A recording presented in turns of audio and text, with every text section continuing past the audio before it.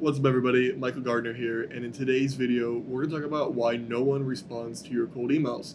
So obviously, it's very frustrating when you go ahead and set up all of your emails for outbound. You have your domains, your emails, you warmed them up, you've added them to Smart Lead or Instantly. You've even built a list or paid someone to build one. You send out your emails, you patiently wait, and nobody responds, but they're interested. You get out of office, you get not interested, you get unsubscribed. Maybe somebody who nicely says come back in 6 months, just they don't until you know, but you don't get anybody who's really interested. And there's quite a few reasons why this might happen, but especially if you're a newer agency owner, there's one that really stands out. So what that is weight and social proof and somebody trusting or having confidence or interest in actually talking to you. So we're going to go ahead and break that down, but I want to start with this visual here, which is, I'm sure you've seen one of these in any ad for a lawyer in the weighted scale, right? We're going to consider here is our weight, which is going to be our branding, our social proof, our name, our case studies. And on the other end of a prospect, we want to have as much weight as possible to hopefully capture the interest of a prospect. And when we're starting out, that's a bit more difficult. So let's talk about how we can minimize that.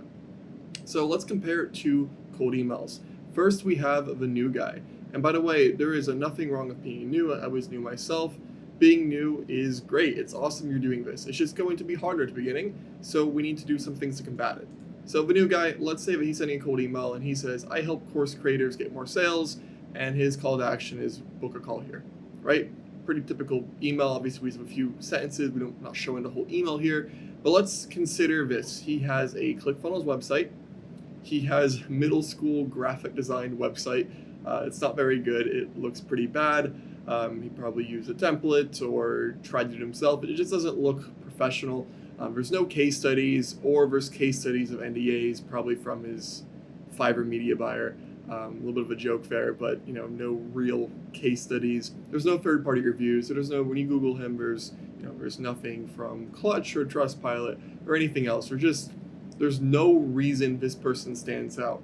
Even if their email was written well and they're having a deliverability, and also they have, let's say, copy that's, it hits a relevant point, but there's no reason that you would trust this person, especially if you're getting emails from a lot of other people. Now let's compare this really quick to the expert. The expert has a similar cold email. I help course creators get more sales. And then he has, for example, I help Sam Ovens, Swinning Robbins, Tay Lopez, and Iman Gadzhi. Book a call here. Now, obviously, that's an extreme example. To have all those case studies in one, I don't know if anybody does in the course creator space. But you get the point. There's way more social proof, and even if you were smaller names, it would still be a lot more. Then added on, he has a beautiful WordPress website. He has professional and consistent design, what you would expect, especially from a marketing agency. He has case studies with well-known names for transparent, realistic, and honest results that go down how it actually worked, just well presented. There's third-party reviews on Google My Business, Clutch, Trustpilot. There's a testimonial page. If you Google the company, podcasts, interviews, and more all show up. Now, who are you going to book a call with? Obviously, the expert. So if you're not yet the expert, which will come with time, what can you do? That's what we're talking about here. So there's 3 considerations. You can do free work initially to get case studies. You could have a guarantee or risk reversal. Now, I have done both of those. I think they're fine in certain situations, but my favorite thing to do here, above both of those, is to offer 3 value upfront to show confidence and competence. Because when somebody's thinking about booking with you, they want to make sure that you trust yourself and that you're competent. No one wants to get on the phone with someone who's incompetent. They can't make eye contact. They don't know what they're doing. It's just a massive waste of time. So let's talk about how we can do this by changing our call to action. So when writing a call to action, we have 2 options here. Your call to action is either going to be easy for you or easy for the prospect. For example, something that's easy for you is book a call here if you're interested, or book a call here to learn more. Easy for you. No back and forth conversation. You have to do marketing up front. They're booked right into your calendar. Great. Now, that's fine. I have some campaigns that run like this, but it's mainly for people with a lot of social proof.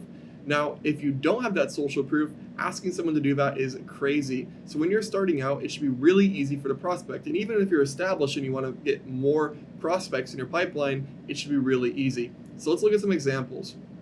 Can I send you a video audit showing XYZ? Or can I send you a few bullet points showing XYZ? Are you interested in a free, like, reduced sample of your work? For example, you're selling cold email, can I write you a free script? Just something that's a portion of a service. Now, this requires a lot more work on your end. You're going to get a lot more yeses, probably a lot more people ghosting you, but you're going to show a few people who actually watch your video or look at your audit that you are competent, confident, and able to help. And now you're able to cut through the noise even without having a lot of social proof, and also without using a guarantee and without using a free full work. Obviously, there's a little bit of work here, but this is going to really help you cut through the noise. So, in conclusion, if you're not getting much traction, we want to go ahead and do what we can as we're building up our weight to make it easier by making it easy for the prospect. Offer them something free, make your call to action easy to say yes to, and you're likely going to get more leads, more meetings, and more clients. Now, if you want help setting all this up, make sure to check out b2boutbound.io, where myself and my team can help you build up your campaigns and get more meetings. Thanks for watching, and I will see you in the next one.